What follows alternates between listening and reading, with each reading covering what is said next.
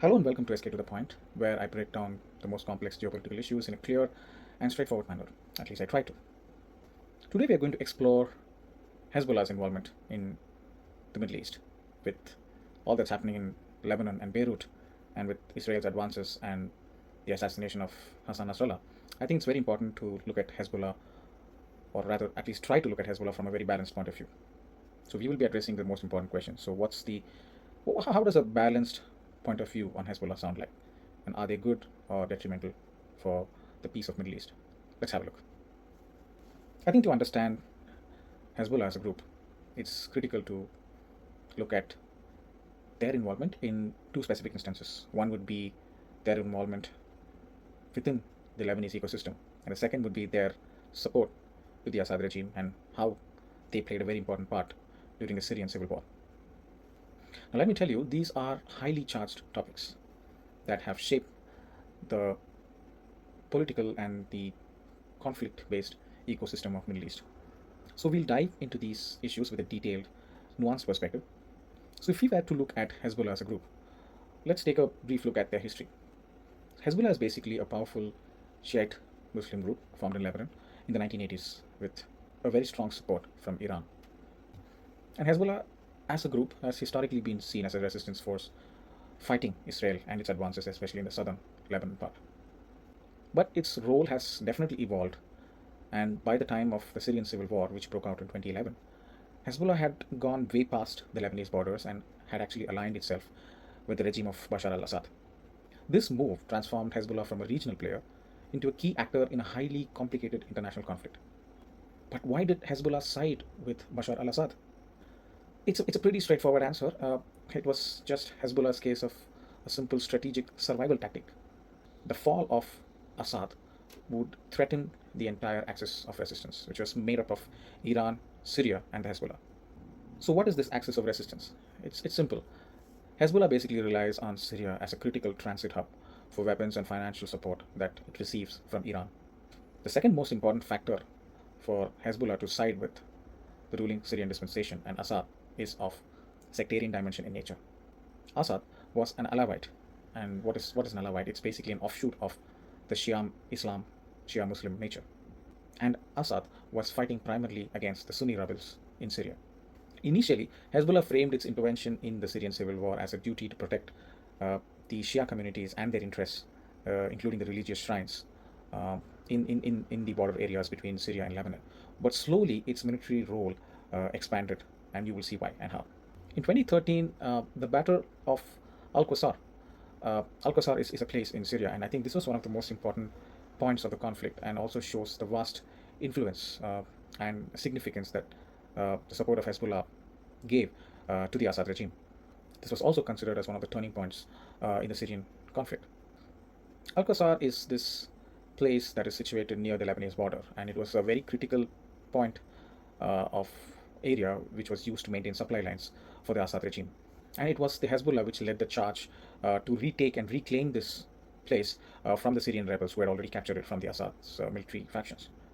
And why is it a turning point? I think it was the nature in which Hezbollah retook this place. Their methods were really brutal. The civilians were trapped. They could not move out.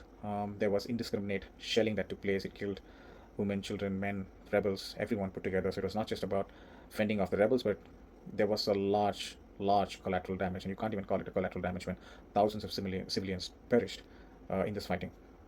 So this victory for Assad, which was a very, very important and a turning point kind of a victory, came at a huge cost. Thousands were displaced, and reports indicated that Hezbollah's involvement had contributed to significant civilian deaths. I think the main point of Hezbollah's involvement was not just about being a supply line to Assad's military, or helping them with supply chain, but it was also about the siege warfare that they conducted, and also a large portion of their warfare included sectarian cleansing. So, like I mentioned, Hezbollah is basically a Shia outfit, and Assad's regime was fighting against Sunni rebels in Syria. So there was a lot of sectarian cleansing that happened. So while the siege warfare was happening and being conducted by the Hezbollah outfits, they also indulged in, especially in places like Aleppo and Madaya and Zabadani, if I'm not wrong, they also indulged in sectarian cleansing, whereby which they implemented these starvation tactics. Civilians were cut off from supply lines, be it food, medicine, or even places to escape, and a large population died of starvation, and not just because of shelling or firing. And experts view this as not just a resistance movement or a help that was offered to the Assad regime, but it was also a kind of a warfare designed to break the will of the rebel fighters and even the citizens and the civilians of Syria who were against the Assad regime. While this fighting was happening, Hezbollah fighters also managed to drive out the Sunni population from key areas in Syria, and thereby reshaping the demographics of individual Syrian cities in favor of the Assad regime. They were basically trying to reduce the influence and significance of the Sunnis in Syria and thereby increase the influence of Shiites in favor of the Assad regime.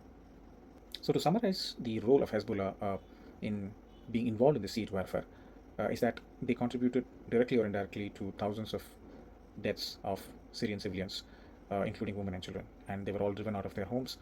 They were led to starvation deaths as well, and also involved in sectoral cleansing. If we were to take a more closer look at Hezbollah's role and its military involvement in Syria, we can say that it was not just about fighting the rebel forces, but also about suppressing the opposition to the Assad regime via some of the most brutal methods seen during the war. In cities like Al-Qassam, which we've touched upon earlier, Aleppo, the Damascus suburbs, and various other places where there was a large Sunni population, Hezbollah was accused of shelling residential areas indiscriminately, which is something that they are currently accusing Israel of doing in Beirut. It is important to understand that many of these places and urban centers in Syria were densely populated with civilians, and Hezbollah's tactics led to widespread destruction of their homes, schools, and hospitals. And also, when we talk about the sectarian violence and sectarian cleansing, it is very important to understand that it was not just about supporting the Assad regime or supporting the military conquest, but also trying to reshape the entire demographic structure of the Syrian lands. If we were to look at what happened in areas like Zabadani and Kuala Hezbollah-backed forces systematically targeted the Sunni communities, causing the forced displacement of families in thousands who had lived there across multiple generations. These Sunni populations were either killed, displaced, or terrorized into leaving their homes. And when we talk about the Syrian conflict, we can never ignore the fact that Assad's regime used extensive chemical attacks to kill and threaten the Sunni population and the overall population in general, which were opposed to the Assad regime. While those who defend Hezbollah would say that they were not directly involved in the use of chemical attacks, I think it's very important to understand that whether it is directly or indirectly, Hezbollah was definitely instrumental in the military operations that helped keep Assad in power, and therefore use his might to deploy the chemical attacks against his own people. I think the most important event was the Ghouta incident, the Ghouta chemical attack in 2013, which was the place where the infamous sarin gas was used to kill hundreds and thousands of people, including children. By propping up Assad's regime, Hezbollah indirectly supported the apparatus that carried out these atrocities in Syria. I think it's a fair question and an argument to be had or pondered over even to understand whether the Assad regime would have had the gumption to go after its people by using these heinous chemical attacks, if not for the strong support of Hezbollah. Now let's take a look at Hezbollah within the Lebanon ecosystem, and how they moved from a resistance group into also having their own political wings, and how they strongly control the political narratives that take shape in Lebanon. Like we pointed out, Hezbollah's rise was basically during the Lebanese Civil War and propped up by Iran. They quickly became known for their military prowess, especially during their fight against Israel in 2000, where Israel was withdrawing from southern Lebanon. This was the time when many Lebanese hailed Hezbollah as a legitimate resistance force. However, over time, the group's ambition grew. It basically grew much bigger than what people anticipated, and it shifted from being a militia to becoming the most dominant political and military force in entire Lebanon. Hezbollah maintains its own armed forces, and this is as of last week, right? So now we know that most of the Hezbollah leadership is either in hiding or they're killed. But Hezbollah's military force at its peak was way more powerful than Lebanon's official military. Even after the end of the civil war, Hezbollah refused to disarm. I think this was one of the most important aspects um, in terms of how it shaped the future of Hezbollah in Lebanon. Hezbollah's main reason was that there was always a necessity to defend Lebanon from Israel, and this was the reason that they refused to disarm even after the civil war. And whether they have been successful in defending themselves against Israel, what it actually did was it helped Hezbollah to maintain control over key areas in Lebanon, especially in southern Lebanon and the Bekaa Valley. In 2008, Hezbollah used its military might to take over parts of Beirut after the government tried to clamp down on the telecommunications network. This move showcased Hezbollah's might when it comes to using the force to protect its own interests. And this was also a point in history where people started realizing that probably there is no other stronger power in Lebanon aside from Hezbollah, or even any other force that can take on Hezbollah.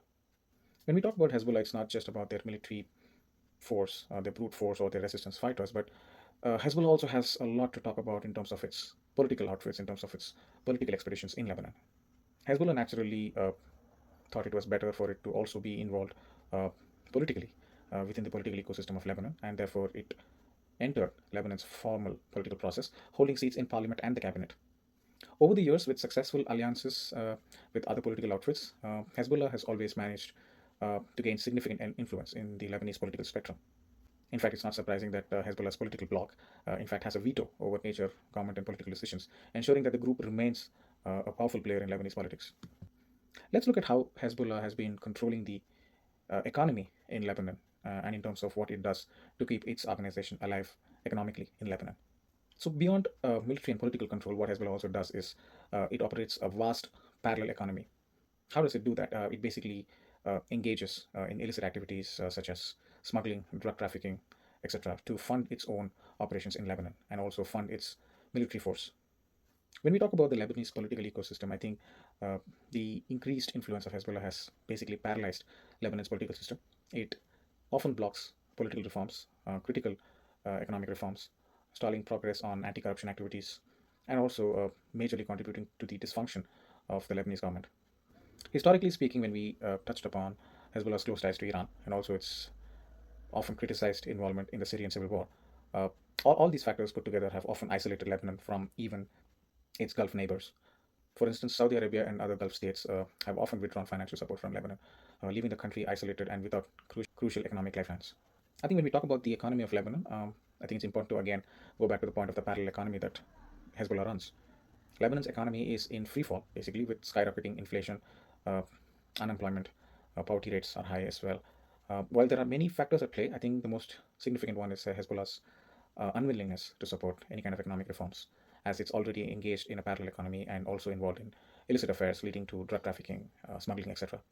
And when you couple this with the isolation that Lebanon faces from even other Gulf states, then you're staring at a very bleak future when it comes to economic reforms and support, financial support.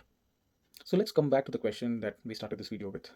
What is the balanced point of view on Hezbollah? Is Hezbollah good or bad for Lebanon? I think it's very important to understand that the answer to such a question depends on who you ask. For some, Hezbollah is a legitimate resistance force that is necessary to defend Lebanon against external threats, mostly Israel. Aside from that, when we also look at Hezbollah from a Shia context, I think Hezbollah provides a wide range of social services to the impoverished Shia community in Lebanon, and continues to have a very large support in Lebanon. So I think that's very important to understand. Hezbollah is not a terrorist outfit that acts outside of Lebanon. So it's basically in the central parts of Lebanon, and it enjoys strong support from the locals of Lebanon. There's definitely a large chunk of population in Lebanon who continue to support Hezbollah despite of all the troubles that Hezbollah has brought to the country of Lebanon. However, for many others, I think Hezbollah is a destructive force. It's detrimental in nature for the future of Lebanon. Its involvement in Syria's civil war has contributed to immense suffering and deaths of fellow Muslims.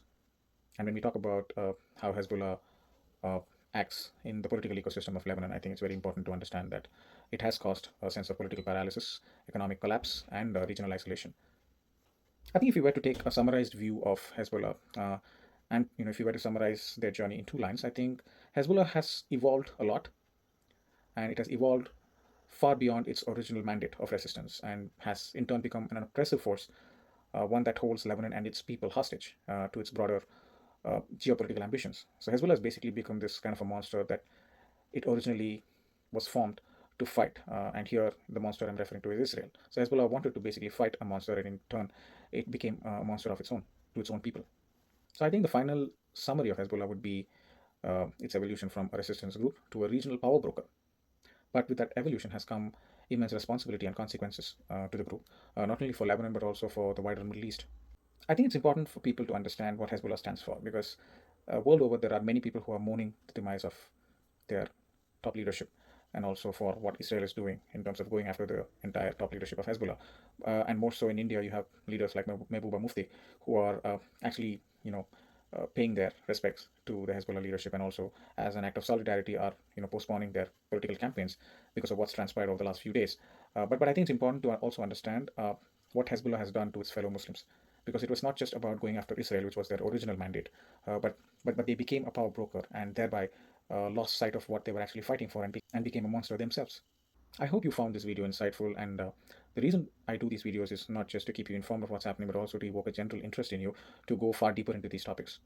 So if you found this video insightful, please do drop in your comments, as I'd love to hear your thoughts on this. Also, let me know what you think of Hezbollah's role in Lebanon and Syria, and coming back to the question, is Hezbollah a good force or is it a detriment to the region? Thank you for watching SK to the Point, and until next time, see you soon.